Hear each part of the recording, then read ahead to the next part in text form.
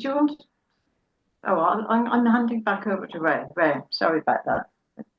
That's okay. It is his. I'm going to make sure everybody knows this is Ray's 75th birthday. Oh, no, just a kid. In 25 years, I'll be 100. Would you, And then where will you be? shall we, Uh, shall we but all sing? no, no, no, no, there's not. Good morning, folks. Today, we were supposed to be having even the wonderful Zoe, who was going to chat to Patsy. But the joyful thing about it is that Zoe has a job interview, so Oh, she won't be joining us. So good luck, Zoe. Anyway, right. So I had a little thought that as I have reached this prodigious age today, I thought friends and I can actually have a discussion about birthdays, what birthdays we had we thought were absolutely terrible. And we've forgotten about them until this strange person popped up and started to talk about them. But also birthdays which you remember, which were joyful, which meant you do remember for a long time, and I remember time when type of things, and be confident. It is only us here. We're not going to tell anybody. Anyway, that is the start. And as I was mentioned this to Patsy earlier, I thought I would go first, or my ego will be going, go on, tell them, tell them. So I will. When I was between jobs, I decided that I wanted to go to Italy because I've read all about it, seen films and things like that. Like 3 coins in a fountain and always lots. And thought, I want to go and see those places. So off I went. And it was the time when I knew a couple of friends who lived in Rome. So I got to Rome and got to their flat and stayed for a few gorgeous days there, being shown around. And one night they said to me, it's your birthday. And I said, yes, how do you know? Ha ha, they said, we have been informed we have spies in England. And so I got taken out. And it was evening. It was a sunny, reasonably sunny evening in February. And I got taken to a little trattoria which overlooked Rome. So it was kind of in the hills above Rome. And a little place outside. And there we sat with some very nice wine. And I was presented with this lovely bowl of fettuccine. Mm. I, and I was sitting out looking at the hills of Rome, looking at Rome below the lights and all this type of thing. And I don't think I could have been happier. Good friends, good wine, good food, and a lovely view. I've remembered it all. I remember it very well, as if it were yesterday type of thing. And gorgeous, absolutely gorgeous.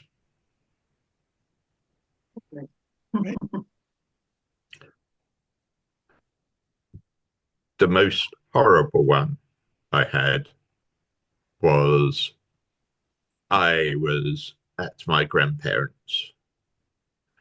I was about 14, 15, and a nerdy teenager who had come to realize that the world was awkward. The world was, you know, and grandparents had decided that now I was this age, I could allowed to have a party, which they arranged. And I think the word that comes to mind was grim, because we had party things and party that and party games. And I was 15. I didn't want party games anymore. And I had a lot of friends from the village came and played and brought me a couple of presents. And as it was known, I liked books and things like that. So I had books and games, and we had lemonade and things like that. And I desperately wanted a Guinness or something. But it was grim. It was, it was one of the first parties I thought, I'm 15 and I'm a rebel, and there was me sitting and having to feel slightly grateful to the grandparents for organising it, but no, and I was glad that I was away from my friends in Eastbourne, because they would have been at me for quite a long time with ha-has and, did you play grandmother's steps or something, um, which we did. So there you are. That's one gorgeous one and one horrible one. And Birthday, Ray. thank you. And if you're not nice, I shall tell you some more. So I will leave to one of my good friends to actually say something as well. Well, I've had most notice of this change about very happy change, really. Well, it depends how you look at it, but I'm enjoying it anyway. To the event, so I will go next. I'm having a problem thinking of my happiest birthdays because I've had a lot. I have been really lucky, and so I have had some lovely ones. But I have selected, I kind of bent it a little bit, and I selected my most exciting birthday, which isn't quite the same thing. I was on a beach in North Island, New Zealand.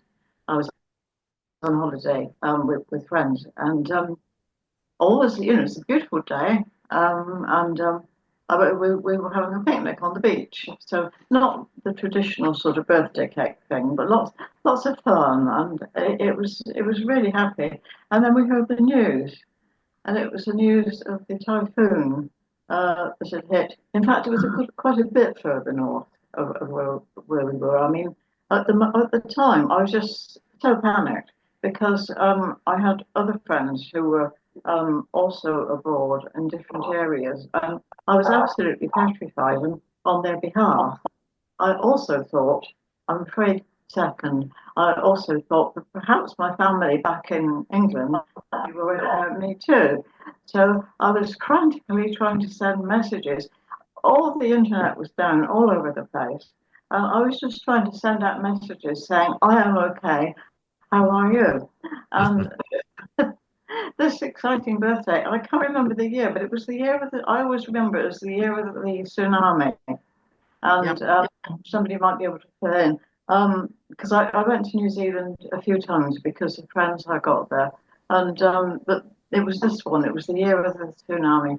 And it was exciting, but it was petrifying. And, no time at all, that blessed beach was empty because everybody else, like me, was going off to different high points or going home to try to contact people and find out what was going on. I mean, absolutely nothing untoward happened where we were, but it wasn't that far away and it felt very near.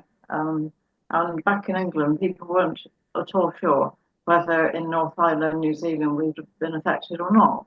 Although, as far as I know, we weren't. Um, anyway, so that was my most exciting birthday. I'm sorry, it's the I feel at 81 I could ought to be able to do better. Um, but I've actually had some really good birthdays, um, especially over the last 30 odd years. Um, friends have tended to remember it's my birthday.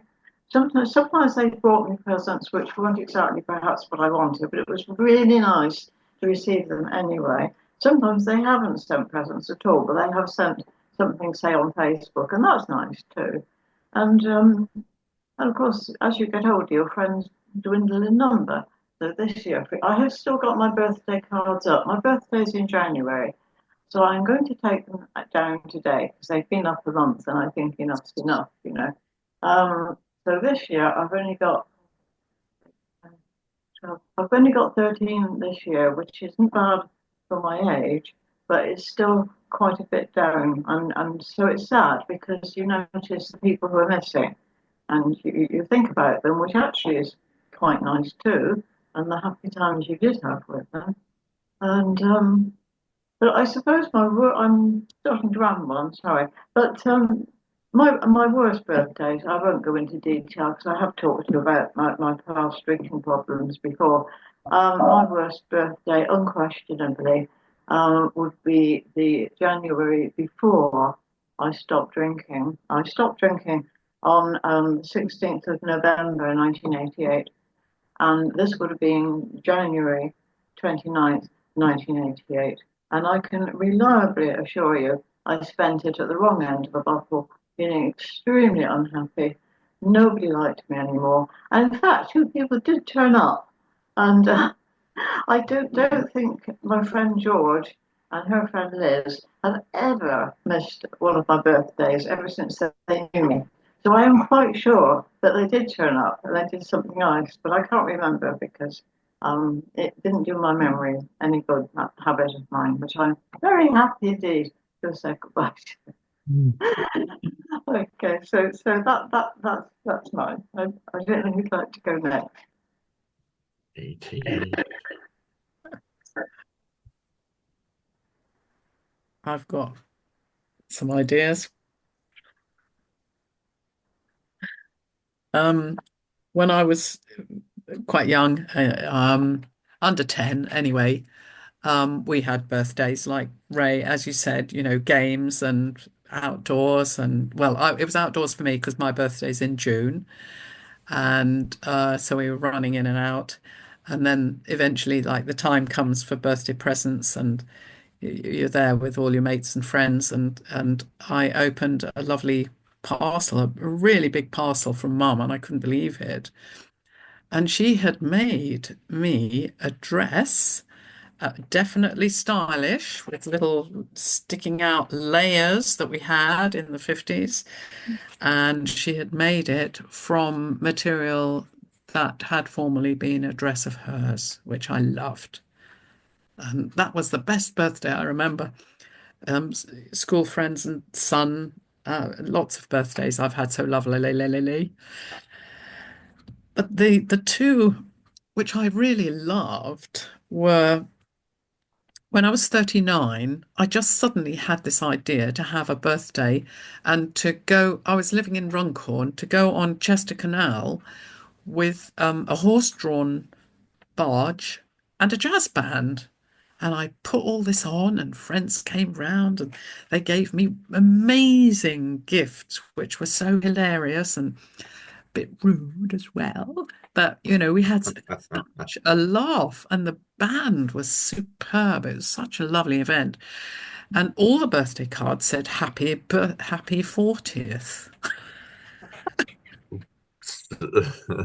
because it was such a big event, a big effort on my part. They thought I must be 40, but I wasn't. I was 39. I just had an inspiration.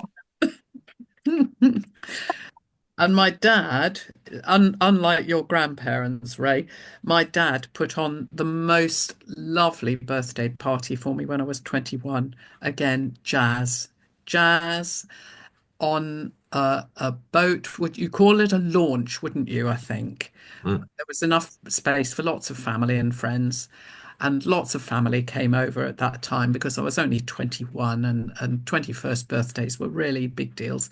Oh, yes. Oh, Yeah. yes, yes. 21st birthdays are always a big deal because He made, it was of that time, wasn't it? yeah. He made a lino cut for the birthday invitation, which had a launch and some steam coming out of the chimney pot, which of course wasn't realistic, but there were some of those around in the country. Yeah. And again, jazz band, and we went on the River Thames up to the first lock and stopped, and that's where we had our scones and cake and stuff. But the jazz band kept playing, and the other people who were walking along the riverside started dancing and joining in. It was just marvelous. There we go. I don't know what the hardest was. I have forgotten because I think I go round with not much expectation. So I wouldn't have minded if nobody'd come. Well, I would have minded. Yes, but I would have forgotten it. Yeah.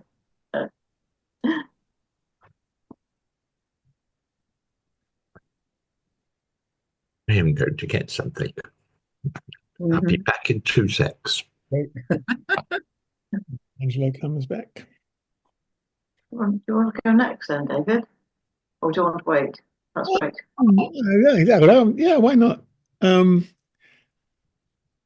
It's funny. I haven't got many. So a couple of things come to mind when you talk. When you think birthday, you think party.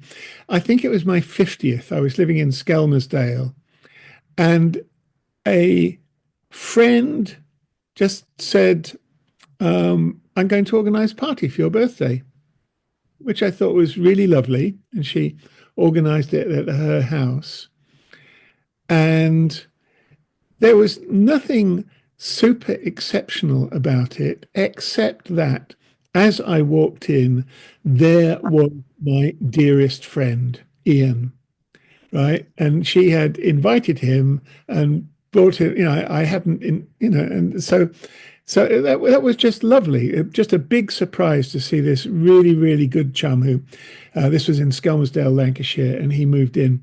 At, funny enough, the most memorable birthday when as soon as you mentioned it, Ray, I thought about my mother's 80th birthday.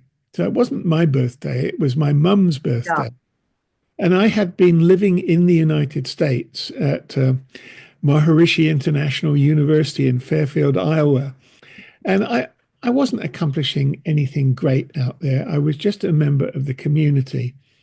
And I was enjoying being in the community. And I hadn't really got anything to say to my family.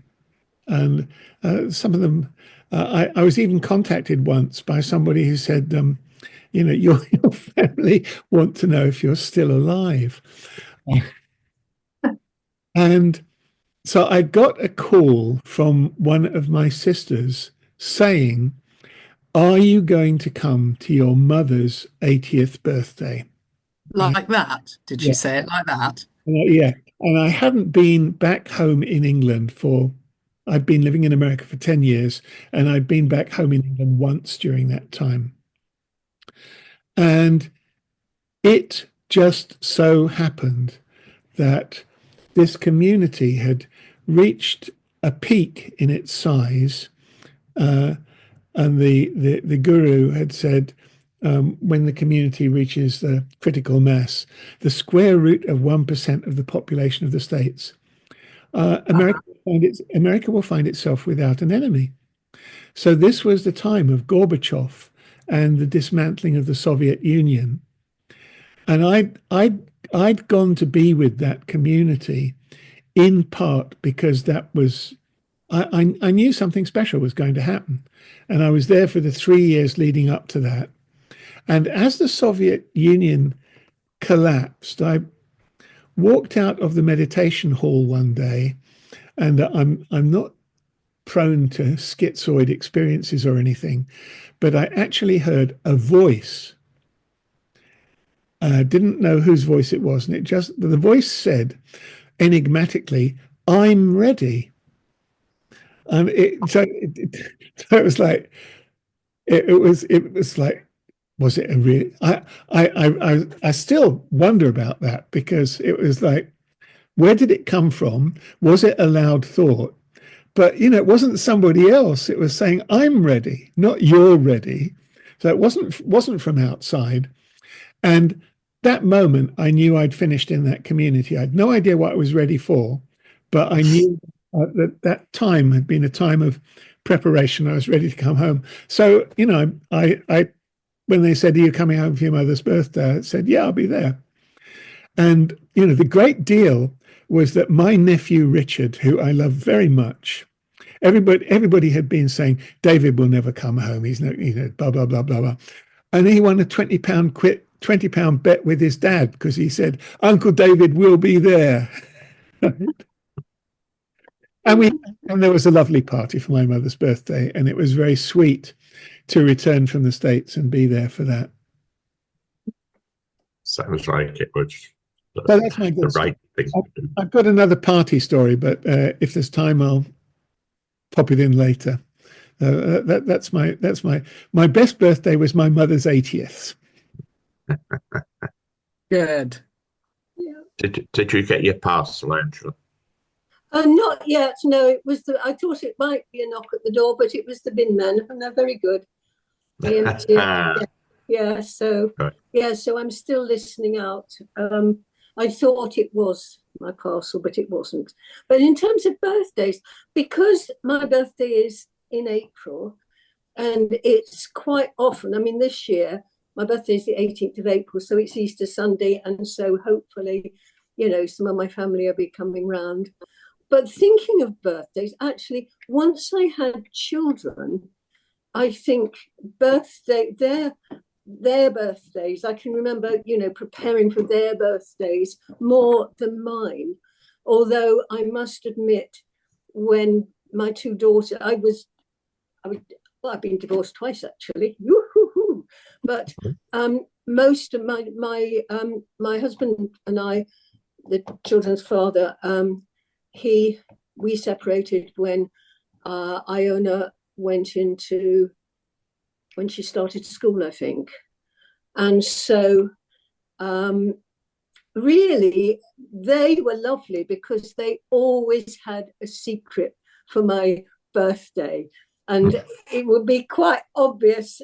I had to sort of be very careful, because they spent a lot of time thinking about my birthday, which was totally lovely. But I think the birthday I remember most was we were affected. I was born 6 months before World War II started. So we were living in Bromley Green Road, which was just a road. It's not a little Kent village. It was a road. And when war finished, then the owners of Little Ridge, where my sister had been born in 1944, wanted their house back. And so I remember, and I think it must have been my birthday, around my birthday, because we had my sister and I had an Easter egg. Dad borrowed a lorry from somewhere, and all our stuff, what little we had, went in the lorry. And I can remember eating my Easter egg, and I used to, have tiny bits and get them to melt so that the Easter egg would last as long as possible. And I can't remember what my sister did, because she was quite little at the time. And then we went to live in Hut 506, Hoffield Common, near Ashford, Kent. Now, when I went to Hoffield County Primary School, to be honest, I think I was a little star, because I'd always read. My nan taught me to read. I can't remember. And every birthday, I would have a postal order for about 2 shillings and sixpence, and I would buy a book. So every birthday, that was wonderful. But one birthday I do remember, Auntie Dorothy sent me a postal order, and my dad said, you know, what do you want? I said, oh, I'd love her camera, because my grandfather was, in 1911, he was trying to make a living as a photographer. Wow. And so, you know, I knew that photographs, it was nice having photographs. And my dad said, oh, okay, I'll take you into Ashford and we'll get one at, you know, the secondhand shop. Of course, what I didn't realize, I got this little box camera, and I've still got photographs of my sister and so on. It took me years to realize that you don't get a little box camera for 2 and 6p. Dad said, no, you just look at what you'd like and I'll sort out, you know, your 2 and 6p or whatever it was. It might have been 5. I remember 2 and 6p. And so I had this camera, and it was years later that I realized, of course, I don't know how much Dad paid for that. It might have been 10 shillings, but it wasn't 2 and 6p. So it took me years to realize. And that camera was just, I love taking photographs. Somewhere I've still got, but I'm interested in family history, and I'm still got them. So that was an amalgam of and just to be anecdotal, my grandson Joseph was 30 on the 1st of January. My his first cousin Marisa was 28 at the beginning of February, and today my granddaughter Anna, who's the only left-handed one in the family like me, is 27. So that's me and birthdays. Wow. Great. I went off for a few moments because I wanted to find something which I still have stuck up on the wall. But it was a mate of mine. We studied together at university, and he knows my penchant for terrible jokes. So on my birthday a few years ago, he sent this. And if you can, I don't know if you'll be able to read the whole bit of it, but no, can't read it. I have a phobia about German sausage, but I couldn't see the other bit.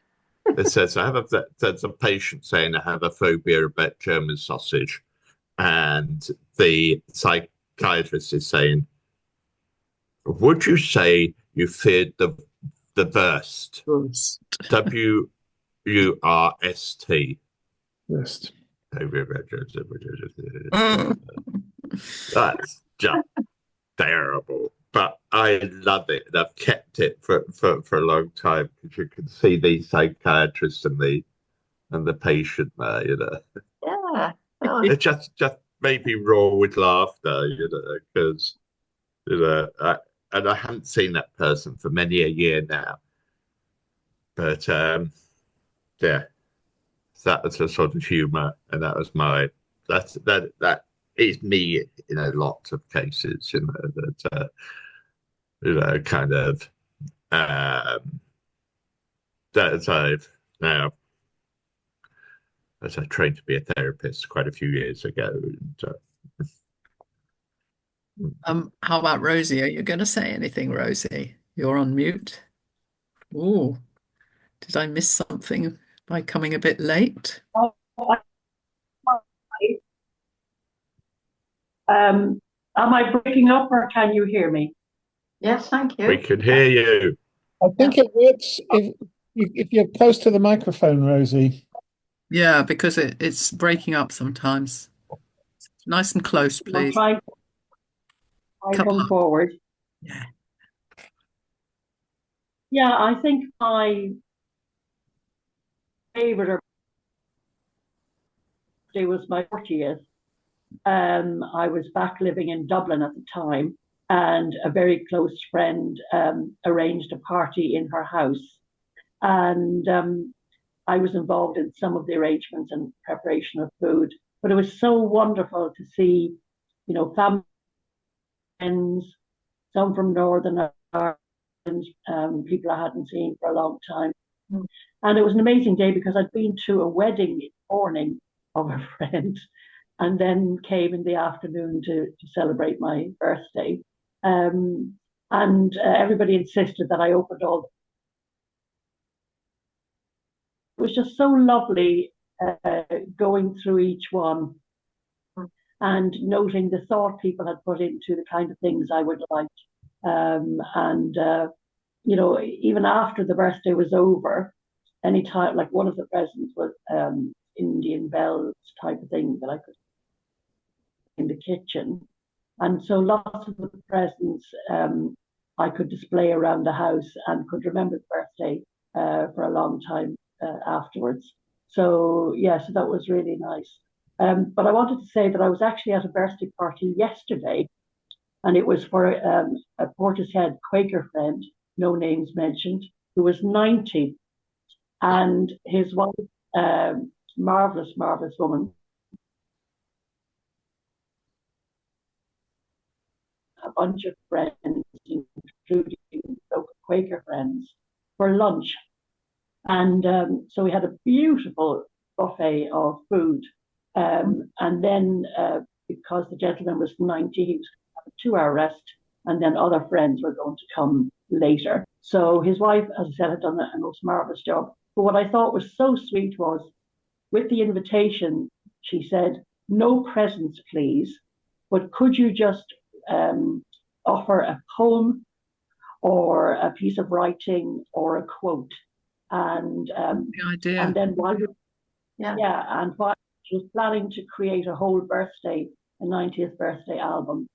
And so we all had our photograph taken individually with the host, the birthday boy. And so I thought it was so sweet and so lovely, and what a simple thing to do. And and you could see that people have put a lot of thought into the quotes and poems and thoughts that they shared. So I really like that. A good way to mark your 90th. That's me. Can I tell a sad story? Do. So in my career, I came across someone who I didn't actually meet, but another member of the healthcare team explained that they went to a family home and in discussions realized how poor they were compared to everybody else in the street and most of us, and asked the child about his birthday. And he was looking like he was 5 or 6, and she probably had an age on her records. And she said something like, "How old are you?" And he said, "I don't know." And she said, "Well, when's your birthday?" "I don't know." "When did you have your party?" "I haven't had a party." And, it was very sad that that family didn't celebrate birthdays at all. And I believe it was on religious grounds. Would it be Plymouth Brethren? I don't know. Yeah. And, she found that very sad because he was already at primary school and other children were having their birthday parties and things. There you go. Different things, eh? Yeah, when I was a head teacher in Hackney, there was, I forget which, it wasn't Plymouth Brethren, it was another Christian sect that said every day was a celebration, so we don't celebrate Christmas or birthdays. And I think in my class was I had a 5 and 6 and 7-year-olds, that sort of age group. And I can remember, I think it was when I was a head teacher, actually, after Christmas, it's about presents rather than birthday presents. And the teacher came into the staff room, at break time and said, "I am never, ever in my whole life going to ask children what they had for Christmas." this little girl, this little boy had a pair of pajamas, and the other children laughed at him. And he was terribly poor. He was very, very pleased. I mean, even now it makes me want to cry. You know, when you work, this was in Hackney, when you work with children, you come across, particularly as a teacher, you come across the whole spectrum, particularly in Hackney.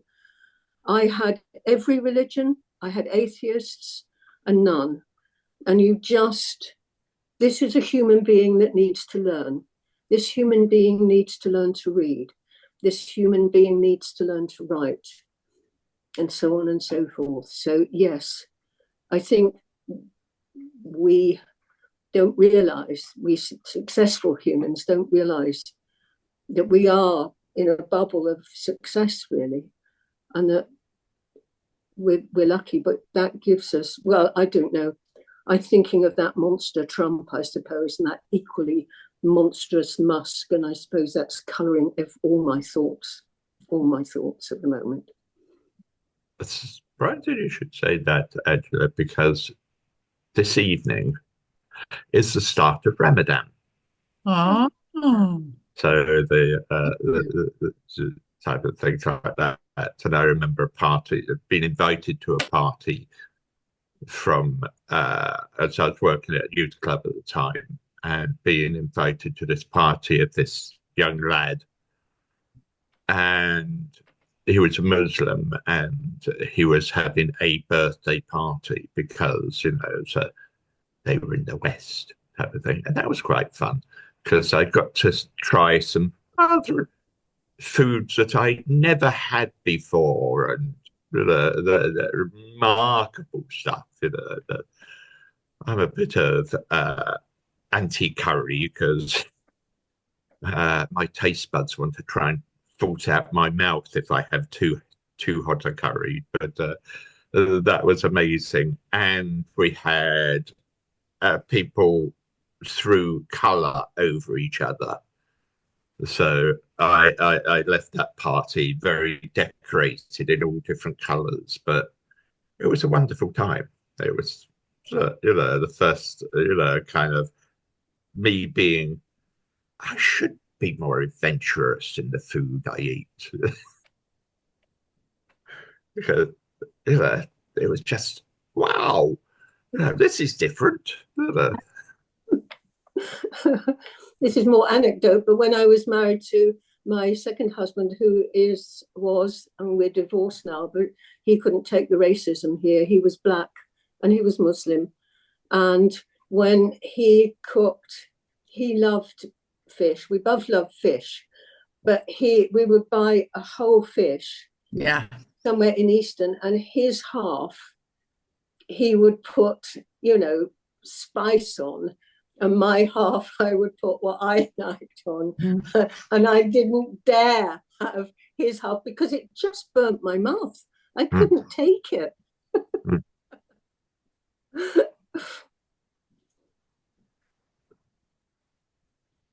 I remember in Egypt, I was there on a holiday with 3 other people.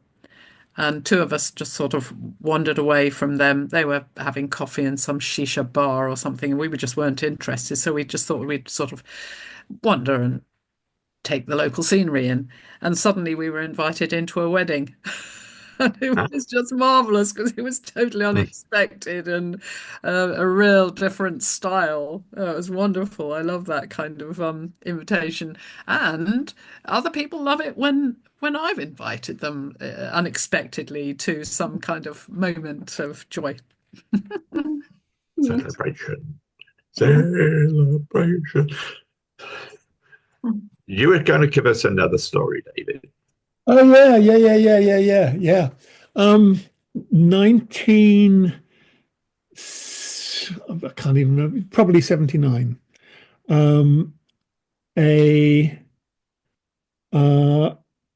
I was at a bit of a loose end, having done a world peace project going out to Iran and to Syria and then Iran. And coming back from these projects, England felt a little bit small. I'd sort of been on a foreign adventure, which had been quite intense, including including getting dragged off to the military headquarters by the local military in Iran after after they shot the lock off our block of apartments. So that's another story. And so during it, I was thinking, what do I do? And this American entrepreneur showed up in London. I who had founded a company that made computer terminals. At that time, personal computers were quite unusual, but I had been working in a company where we sold computer time, and you accessed it through a phone and a computer terminal. And this was Ray Jacobson, the founder of Anderson Jacobson. And I was doing part-time work for his company in England. And they had a party for him coming over to England. And he's a lovely man. There's a silly story. He had been a Rhodes Scholar at Oxford, and his story was, I played hockey when I was at Oxford, and one day the team captain came round and said, "Are you ready for the match?" And I said, "But it's raining." And he said, "Yes, but it will stop."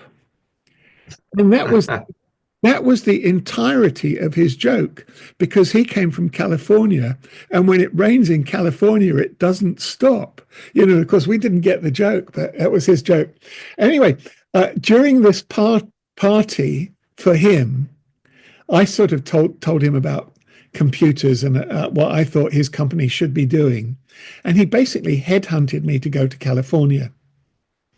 And so, well, how do we arrange it? And I said, well, you just get an immigration lawyer. They'll figure it all out.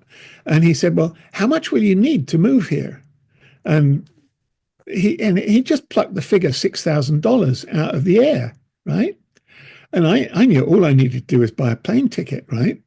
So I thought, I'll have a party. I'll have a leave party, right? And so, I mean, $6,000 is a lot of money. I knew it wasn't going to cost me $1,000 to get to America. So I just blow it. I'm going to be earning good money in the States. I don't need to take any money with me. Blah, blah, blah. I organized a boat ride on the Thames, right? Yeah. And we had it catered, and we had a band, and we had a disco, and I was sort of organizing it, and then I had this thought: we should make it a full moon boat ride. And I called up the company and said, "Look, I've had this idea. It should be on a full moon." And they said, "Well, when's that?" And I looked it up, and I said, "Oh, it's a full moon on the date we've already agreed." It just felt right. And then a friend of mine, a lovely friend of mine, American friend, Susanna Harwin, she said, "It's my birthday on that day. Could we make it my birthday party as well?" So, of course, we did. So, again, my best birthday party was somebody else's birthday party. And I've still got friends who said, "Yeah, it was the best party. I remember you were telling everybody that one day we'd all be using computers and we'd all have computers, and we all thought you were mad." Right? Because it was, and 10 years later, I came back with a Macintosh. And that was the point. I'd gone out there to be part of that revolution. And but it was just the best party, and it was on the Thames, and it was a full moon, and it was all my friends, and they all remembered the occasion. So it sort of made up for all the low-key birthday parties that I'd never really had, which would usually be just a few friends in an Indian restaurant or something like that. But there you go. So that was a hot party. Good. This is slightly naughty. Go ahead, When Ray. I was 18, 19, I was living in a squat in London, and some friends had realised that it was my birthday type of thing, and so they arranged something for me because we had a few. Most of us were broke most of the time. We had a few friends who had a penny or two, and I got taken to this pub. They said, we're only going for a few drinks. We know you like it, too enthusiastic and all this type of thing, you know. But as you can gather, when we got there, it was a surprise, and a number of friends there. But one of them had arranged another surprise for me. Halfway through the evening, there was a sound of ba da da da da ba da da da da, and suddenly this woman came out and started to remove her clothing.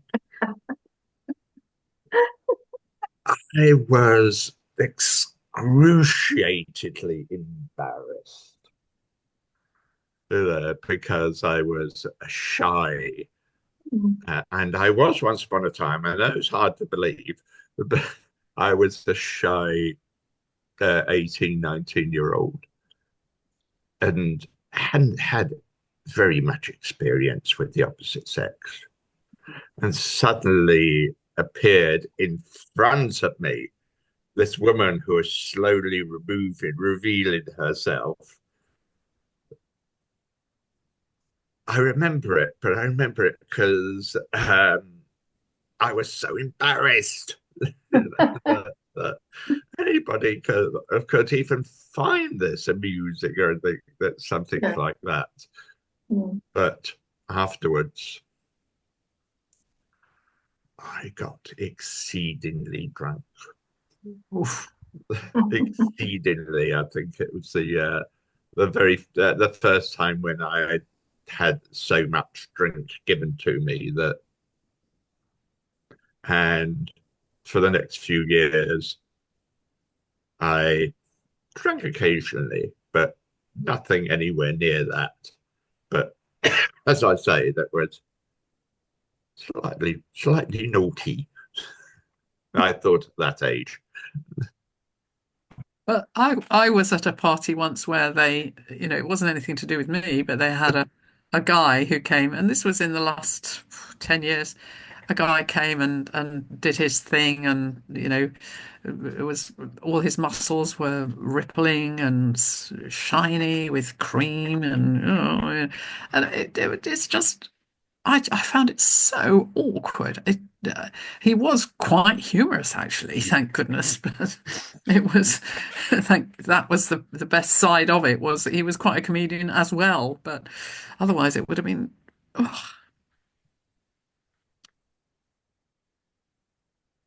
not a great memory. It was a birthday, of course.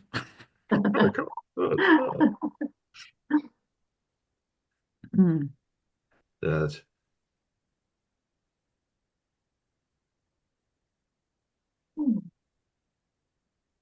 There are. David's got an invite for a birthday. Sorry, I had an incoming phone call, but it was inconsequential. What you reminded me of, Ray, was two silly jokes from when I was younger.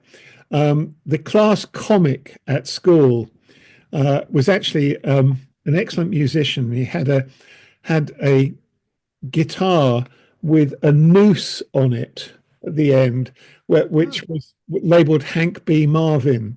So it was his joke about the shadows. But and the band he was in was called Wild Willie and the Wandering Hands. Oh, Funny joke.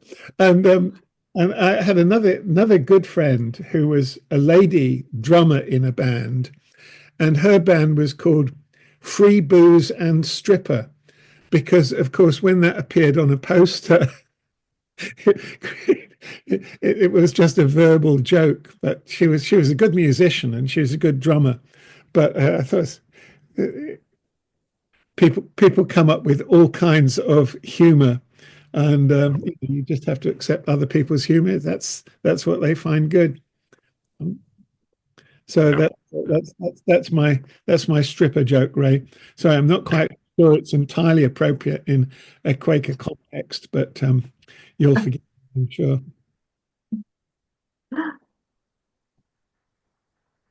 Yes, it's memories we know of, and sometimes you cringe, and sometimes you go, "Yeah, that was really wonderful. That was Yeah.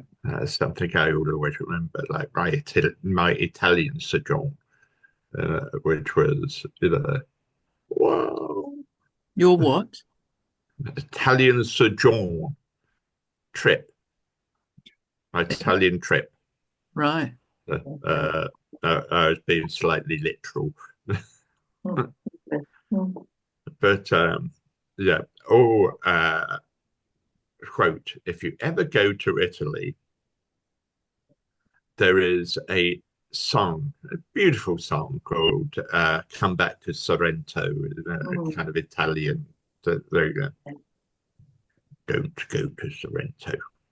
It might have been good when the song was being composed, but I went there and it was just full of shops were selling a lot of tat. Sometimes two or three shops were selling the same type of tat. And I was so disappointed about it. That it was that different than the song. Because as a lady friend of mine once said that her and her husband were going to Rome, no, Venice. They were going to Venice for their anniversary of many years of being together. And the husband decided they was going to go on a gondola. They would sail down, sweep down the river with a gondolier at the back, singing something. And she said, it might have been good, but sadly, the gondola who was singing was totally tone deaf. So it's slightly excruciating.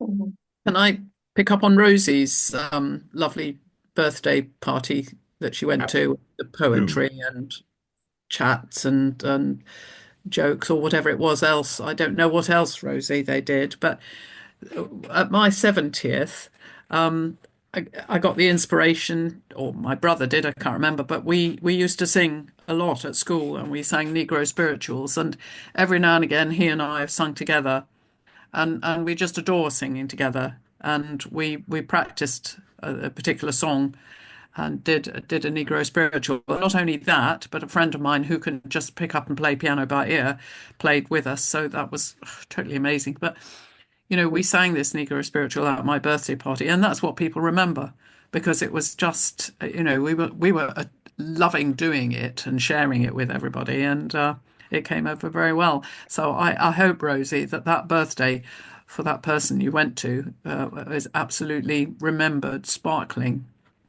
Mm.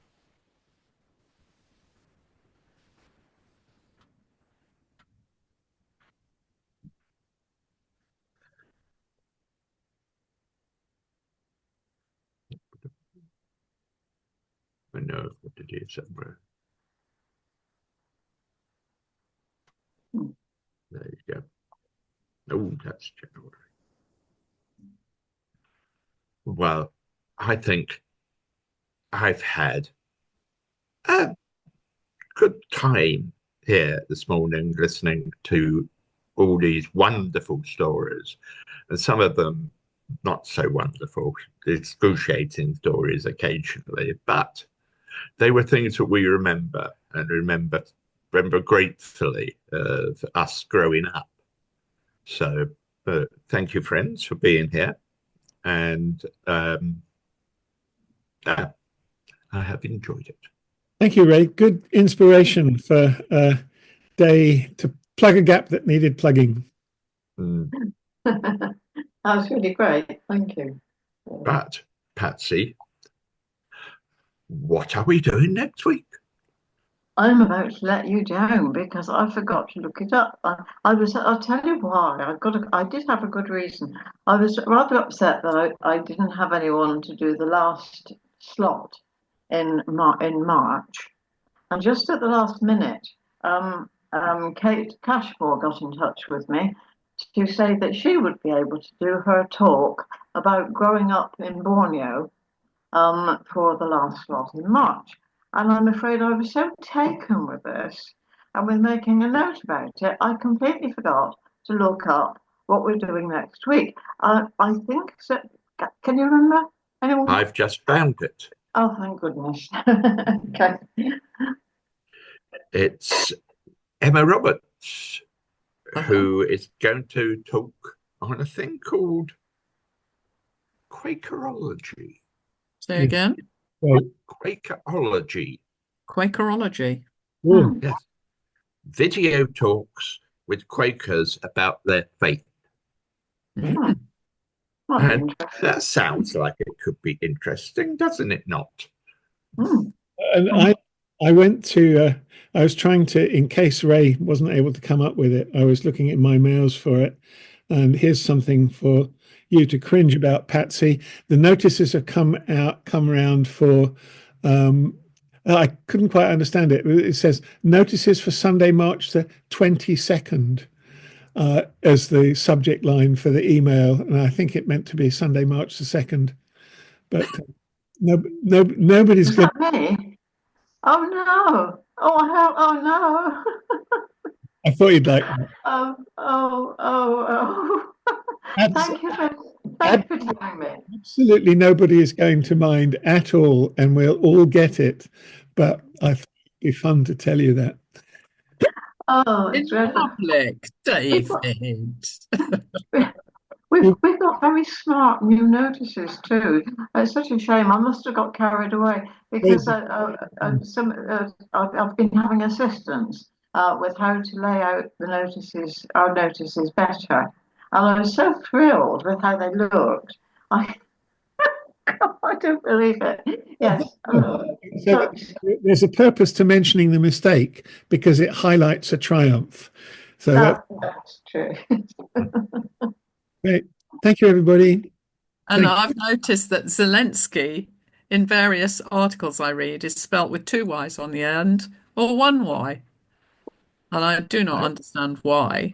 And But as an environmentalist, I discovered there's an article in New Scientist today, and it's explaining that global warming has delayed the onset of the next ice age by at least 50,000 years. So that's actually quite a result, isn't it? God, that's a success. Maybe. I don't know. All we've got to do is make sure that it hasn't destroyed the planet for the next. Yeah, true. yeah. Afraid that's what I think. But we're on track with that. We will. But that there is I like going and reading a few what I call batshit weird sites. And one of them has it that as the ice melts underneath the icebergs, which are there still, weird and wonderful things will appear that have been covered in the ice for millions of years of different races which lived on this planet before us. And their artifacts are still there. And they will appear. And you think, no, they won't. We can look forward to it. Greenland and Antarctica. See what's there. Right, okay. Let's go. Thank you, folks. And have a good day.